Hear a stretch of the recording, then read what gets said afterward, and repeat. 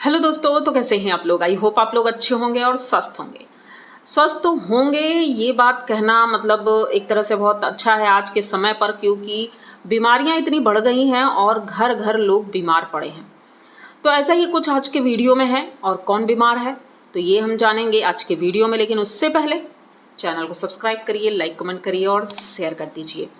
तो दोस्तों बात ऐसी है कि वीडियो है विजय भैया का, और विजय भैया के 2 दिन से जो वीडियो आ रहे थे, जिस वजह से वो इतना ज़्यादा परेशान थे, रो रहे थे बहुत ज़्यादा, मतलब कि मानसिक रूप से वो बीमार थे। लेकिन फ़िलहाल वो ठीक हैं, और एकदम ठीक तो नहीं, क्योंकि भाई जनता के सामने अब वो कुछ नहीं बोल रहे हैं, इसका मतलब ये नहीं है कि टेंशन ख़त्म हो गई है।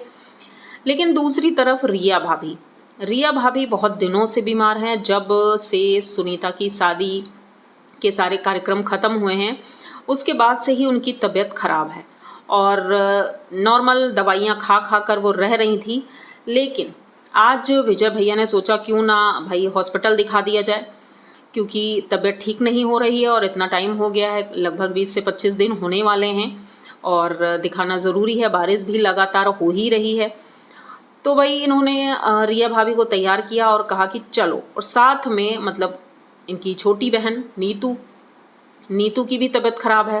तो जिस तरह से बेड पर लेटी हुई थी तो लग रहा था भाई तबीयत तो ख़राब है, तभी वो लेटी हुई है आराम से। जबकि विजय भैया ने उससे कई दफ़ा कहा कि नीतू चलो हॉस्पिटल, तुम्हें भी दिखा देते हैं, दवाई मिल जाएगी तो आराम भी हो जाएगा जल्दी से। लेकिन नीतू रेडी नहीं होती है, वो चुपचाप वहीं लेटी ही थी। अब विजय भैया और रिया भाभी वहाँ से निकलते हैं, अकेले घर में नीतू ही थी। ये दरवाज़ा खोल करके बाहर निकलते हैं, भाई चारों तरफ कीचड़ ही कीचड़ था। इस जगह पर मतलब ये लग रहा है कि विजय भैया सबका ध्यान रखते हैं बहुत ज़्यादा, और कोशिश करते हैं कि भाई सब लोग ठीक रहें। लेकिन अब कोई नहीं सुनता है, तो उसमें विजय भैया की गलती नहीं है। जबकि उन्होंने कितनी बार कहा था नीतू से, नीतू ने नहीं सुना, क्योंकि लोग अभी यही बोलेंगे कि अपनी वाइफ को लेकर चला गया और बहन को नहीं ले गया, जबकि उसकी भी तबीयत खराब है। लेकिन हम लोगों ने देखा कि विजय भैया ने कई दफ़ा कहा नीतू से, लेकिन वो रेडी ही नहीं हुई। अब ये लोग घर से पैदल ही निकलते हैं, क्योंकि कीचड़ बहुत ज़्यादा था। और ऐसी जगह पर घर है, आप लोगों ने देखा होगा, मेन रोड से इनका घर बहुत ज़्यादा दूर है, और बीच में खेत पड़ते हैं, कुआं पड़ता है, और मतलब घास फूस बहुत ज़्यादा है। और ऊपर वाला घर एकदम रोड के किनारे ही है, और ये वाला घर बहुत दूर है। तो वहाँ से रिया भाभी अपने बच्चे को ले करके गोद में पैदल ही ये लोग निकलते हैं। गाड़ी रोड पर ही खड़ी थी, इसलिए रोड तक तो पैदल जाना ही था। विजय भैया ने कहा बारिश का मौसम है तो भाई गाड़ी से ही चलेंगे, क्योंकि रास्ते में कुछ सामान भी लेना है, मार्केट है आज।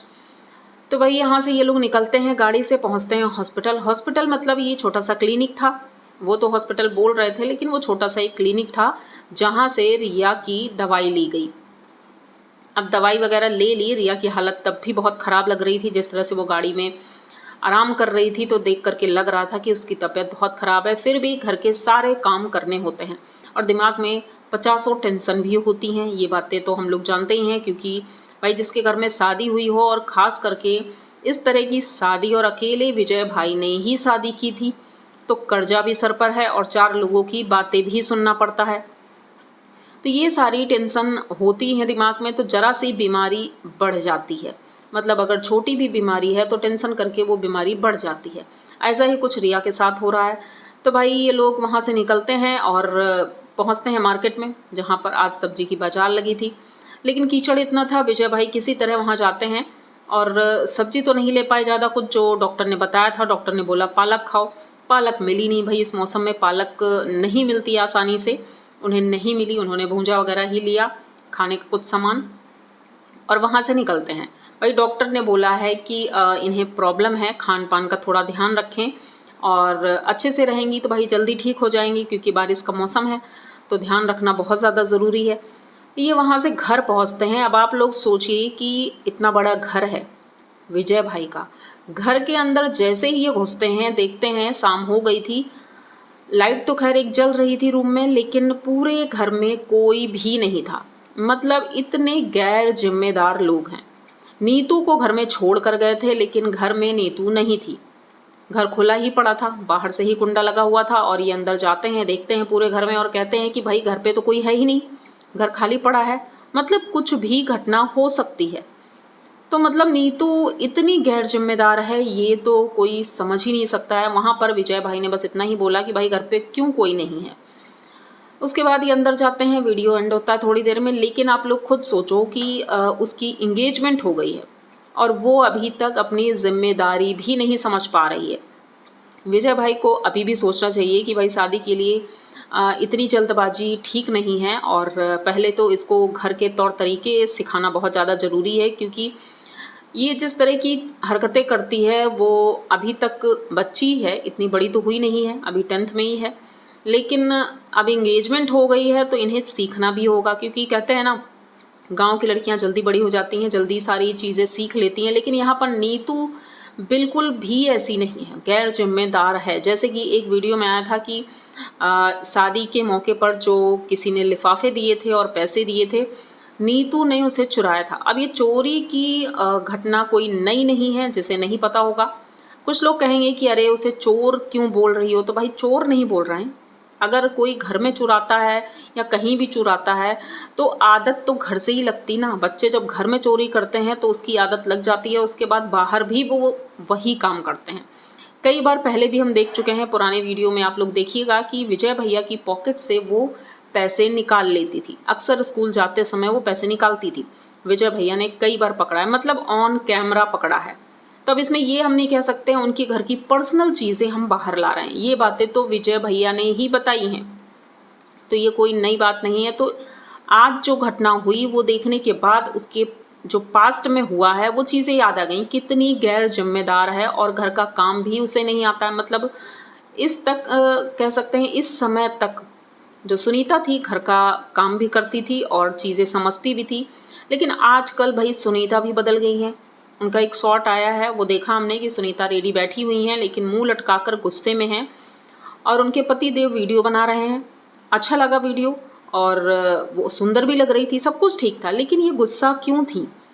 तो जनता ने भर भर के कमेंट किए कि भाई जब से इसकी शादी हुई है ऐसा लग रहा दुनिया में अनोखी इसी की शादी हुई है।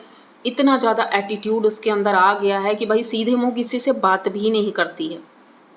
आप लोगों ने देखा होगा कभी ये बिना दुपट्टे के घूमती रहती हैं अपने सास ससुर और दादी बाबा के सामने, दादी बाबा ससुर जो हैं, और कभी कभी तो घूंघट मार के घूमती हैं। भाई दिमाग खराब होता है ये देख करके, आखिर ये चल क्या रहा है।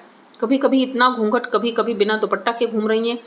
तो इनके ससुराल में इनकी सासू माँ या कोई भी कुछ कहता होगा तो मुझे नहीं लगता है कि ये मानती भी होंगी। भले ही सासू माँ देखो पढ़ी लिखी हैं, बहुत होशियार हैं, स्ट्रिक्ट भी हैं, उन्हें देखने से तो लगता है।